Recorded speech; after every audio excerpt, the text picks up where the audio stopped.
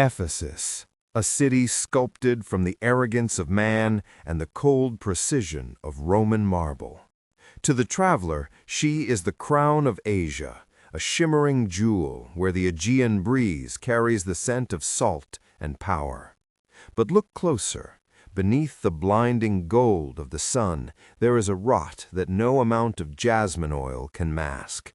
The air is thick, suffocating, a heavy shroud of incense from the great temple clashing with the metallic tang of copper blood spilling from the sacrificial altars.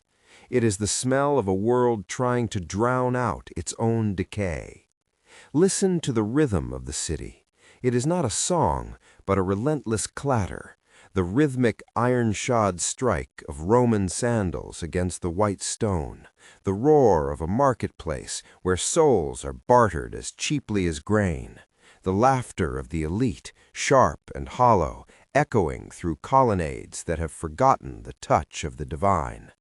For the young men who walk these streets in the finest silks, the finery has become a burden.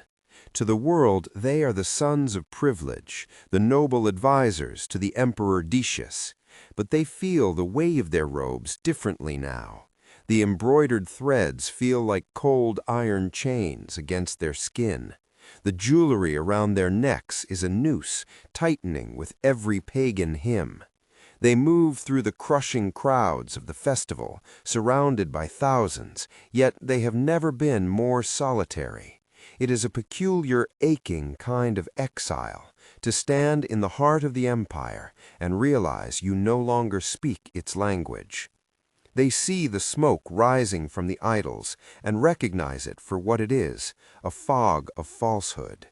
In this gilded cage, they have discovered the most harrowing of truths, that true isolation is not found in the silence of a desert or the shadows of a mountain.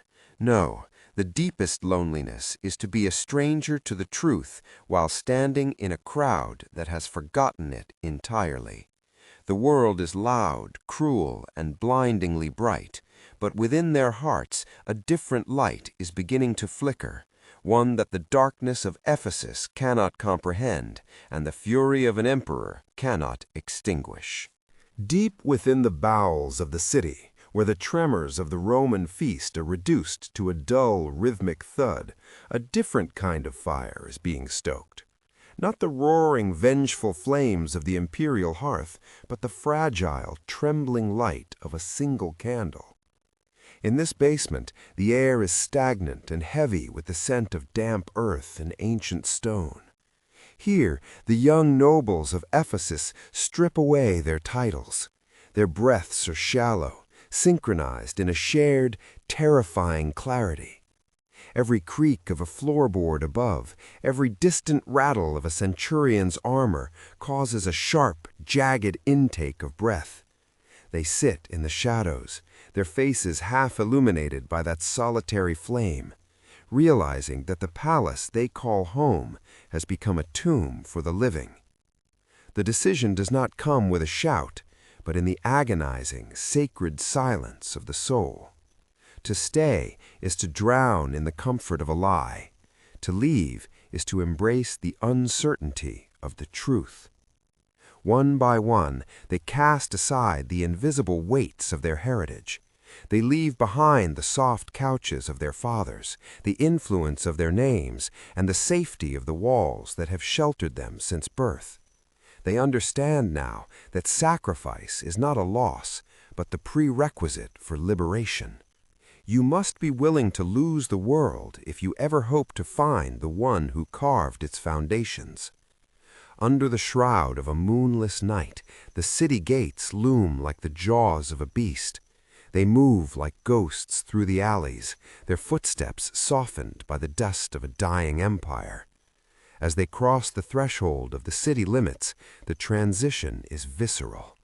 The suffocating heat of the city breaks. The first touch of the midnight dew is shockingly cold against their skin, a baptism of frost on the blades of grass. Behind them lies the noise, the incense, and the tyranny of Decius. Ahead, there is only the vast, terrifying, and beautiful unknown. They are no longer advisors or sons of the elite. They are fugitives of time, walking away from everything they once knew, finally breathing the air of the free. The climb is a brutal penance. Behind them, the flickering torches of the search parties are but distant, angry stars, while before them looms the jagged spine of the mountains. Their hands, once softened by the oils of the imperial baths, now scrape against the unforgiving grit of the limestone. Every pull upward is a prayer. Every jagged edge under their fingernails is a reminder of the price of their defiance.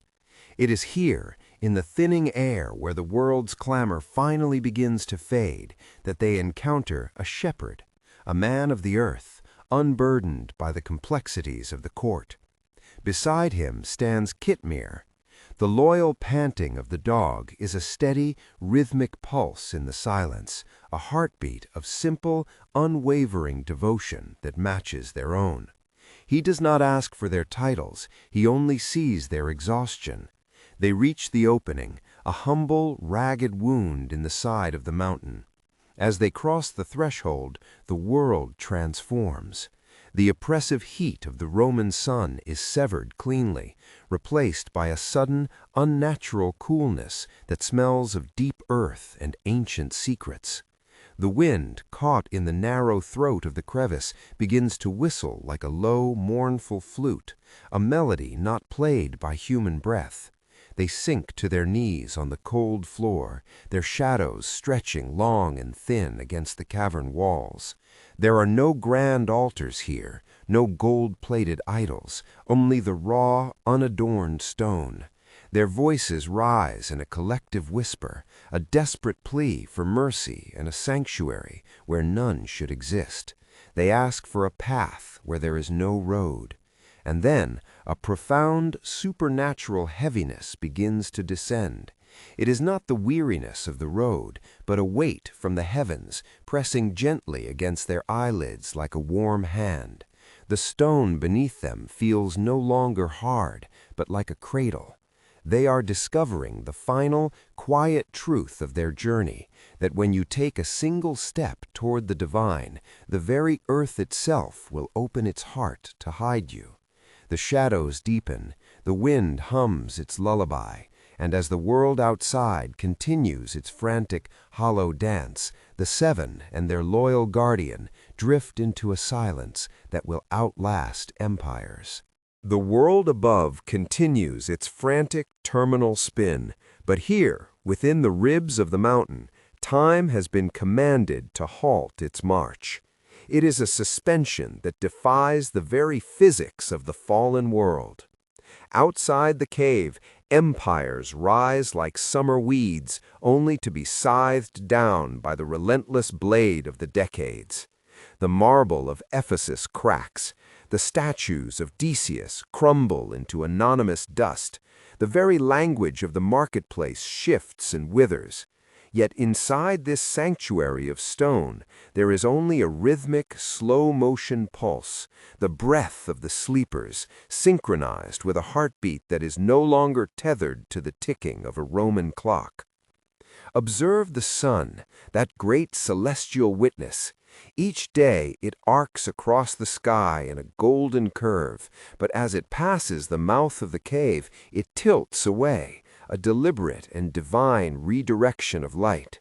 The blinding glare never touches them, it only grazes the limestone walls, painting a slow amber streak that crawls across the rock like a ghost.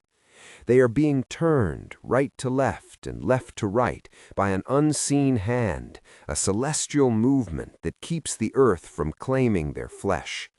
There is a terrifying majesty in their stillness. To a passerby, the cave radiates an aura of such profound, ancient dread that the heart freezes. It is a boundary between the mortal and the eternal that no man dares to cross.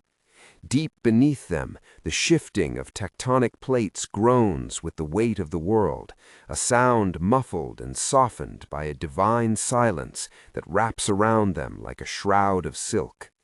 Dust motes dance in the slivers of light, yet they never settle upon their skin, as if the very debris of time is forbidden from touching those who have been plucked from its flow. Centuries dissolve like salt in water. The boys who fled a tyrant's whim are now older than the civilization they left behind, yet their faces remain smooth, their conviction preserved in a crystalline amber of sleep. They are the living proof that time is merely a tool in the hand of the Creator, a master to the faithless, but a servant to the believer. While the world outside grows old and weary, the sleepers remain suspended in a sacred, dreamless pause, waiting for the moment when the clock of man finally aligns with the decree of the divine. The heavy divine slumber begins to thin, peeling away like the layers of a faded dream. There is no sudden jolt, only a slow, agonizing return to the senses. Tamlika opens his eyes, expecting the damp chill of the night he left behind, yet the cave is bathed in a brilliance he does not recognize. His limbs feel heavy, as if carved from the very limestone he lay upon, but the gnaw of hunger is sharp and immediate, a mundane reminder of his mortality. He believes he has slept through a single sunset. He steps toward the mouth of the sanctuary, and the sun hits him like a physical blow. It is a blinding, painful brightness, a celestial fire that sears his retinas, forcing him to shield his eyes from a day that feels too large, too vibrant, too new. As he descends toward the city, the world feels wrong. The very air has a different weight. It lacks the acrid bite of the imperial incense he once choked upon. He reaches the outskirts of Ephesus, and his hands brush against the garments of a passerby. The texture of the linen is strange, woven with a softness and a pattern that feels alien to his touch. The roar of the city reaches him, but it is a confusing, discordant symphony. The harsh, rhythmic clatter of Roman iron is gone, replaced by a softer, more fluid bustle. The names on the shop fronts are written in a script that has drifted away from the elegance of his youth. Tamlika reaches into his tunic, his fingers closing around the silver coin of Decius. He feels the thick tarnish of ages, a crust of oxidation that feels like a layer of time itself. He holds the silver up, expecting it to buy his bread, but as he looks around, he realizes with a creeping existential dread that the idols are gone. The niches where the stone gods once stood are empty, or filled with symbols of a faith he only dared to whisper in the dark. He is a ghost walking among the living, a relic of a forgotten tyranny. The marketplace that once felt like a cage now feels like a vast, incomprehensible ocean. He stands there, clutching his ancient silver, a young man from a world that has been buried and reborn. He is learning the most profound secret of the mountains, that while the empires of men are merely passing shadows, shifting and dissolving with the wind, the truth they harbored in the silence of the stone remains the only thing that never truly aged. The heavy oak doors of the royal hall swing open with a groan that feels like the parting of centuries. Tamlika stands in the center of the court, a fracture in the fabric of time itself. Around him, the air is thick with beeswax and old parchment, far removed from the blood-soaked incense of Ephesus he once knew. He is a walking anachronism, his garments of ancient, heavy weave clashing violently with the fluid, refined silks of the modern court. The courtiers lean forward, their breath held in a collective, suffocating tension. When the king descends from the dais, his footsteps do not carry the arrogance of Decius, but the trembling weight of a man witnessing the impossible.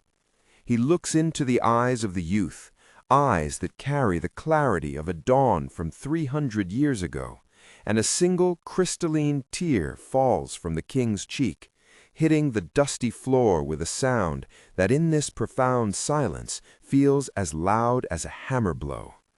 A collective gasp ripples through the crowd, a tidal wave of realization crashing over the skeptical and the devout alike.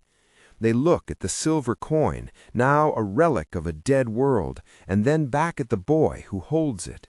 This is not a ghost, and it is not a dream. It is a living bridge between the ephemeral and the eternal. In this moment, the intellectual debates of the scholars and the doubts of the faithless dissolve like mist. The presence of the stranger is a silent, thunderous sermon on the reality of the resurrection. The king does not see a fugitive, but a sign, a message sent from the deep silence of the mountain to a generation that had begun to forget that the soul outlasts the stone. They realize now that miracles are not mere spectacles to entertain the wandering eye. They are anchors dropped into the shifting sands of human history. As the people of this new age reach out to touch the hem of a coat from a forgotten era, they finally understand. The youth from the cave is not just a survivor of a tyrant's wrath, but a testament to the certainty of the heart, a living proof that the one who can hold a heartbeat in suspension for centuries can surely call the world back to life when the final sun sets. The heavy noise of the world, the gasps of the amazed, the weeping of a king, and the clamorous questions of a new age slowly begins to recede as they ascend the mountain once more. The air grows thin and pure, stripped of the scent of commerce and the heat of human debate. They return to the sanctuary of stone, not as fugitives, but as messengers who have delivered their word to a world that had forgotten how to listen. As they step back into the deep, cool shadows, the cave welcomes them with a familiar, sacred embrace. There is no fear now, only a profound, crystalline clarity. One by one, they lie back down upon the cold limestone, their ancient garments settling like the dust of history. The loyal Kitmir stretches his paws at the entrance, his long watch nearing its celestial end. Listen to the sound of their final, peaceful closing of eyes, a soft, rhythmic surrender that signals the closing of a chapter 3 centuries in the making. Outside, the world honors them with the heavy, rhythmic thud of stones being laid one by one. The entrance is being sealed, not to entomb them, but to protect a miracle that the sun is no longer worthy to see.